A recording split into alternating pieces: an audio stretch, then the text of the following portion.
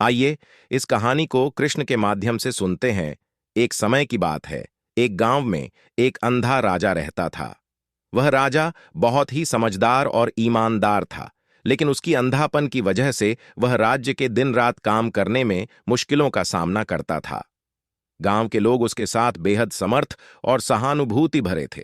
वे राजा के दिन की मदद करते और उसके राज्य को सुखमय बनाने में सहयोगी बन जाते। एक दिन एक अंधा ब्राह्मण गांव में आया और राजा के पास पहुंचा। उसने राजा से कहा, महाराज, मैं एक ऐसा मंत्र जानता हूं जिससे आप फिर से दृष्टि प्राप्त कर सकते हैं। राजा ने ब्राह्मण के शब्दों पर भरोसा किया और उसके पास जाकर उसे दीनता दिखाया। ब्राह्मण ने राजा को एक विशेष मंत्र सिखाया और कहा, महाराज, इस मंत्र को रोजाना सुनो और आपकी दृष्टि वापस आ जाएगी। राजा ने ब्राह्मण के उपदेश का पालन किया और कुछ हफ्तों बाद उसकी दृष्टि वापस आ गई। राजा अब फिर से अपने राज्य का प्रशासन सही ढंग से करने लगे।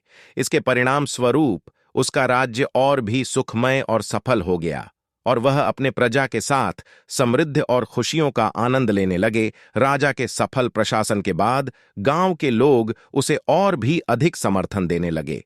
वह अपने प्रजा के साथ बड़े प्यार से बिताने लगे और उनकी जरूरतों का समर्थन करने का संकल्प बना लिया। एक दिन वह राजा अपने दरबार में एक ब्राह्मण को मिले जिसने उसकी दृष्टि प्राप्त करने में मदद की थी। ब्राह्मण ने कहा, महाराज, मैं बस यह सच करने के लिए आया हूं कि आपकी दृष्टि वापस आ गई है और आपने कैसे अपने राज्य को सफलता की ओर ले जाया। राजा मुस्कुराया और ब्राह्मण का आभार व्यक्त किया। उसने कहा, यह मेरे लिए नहीं, बल्कि मेरी प्रजा और मेरे साथी लोगों के साथ है जिन्होंने मेरे सपनों को साकार किया।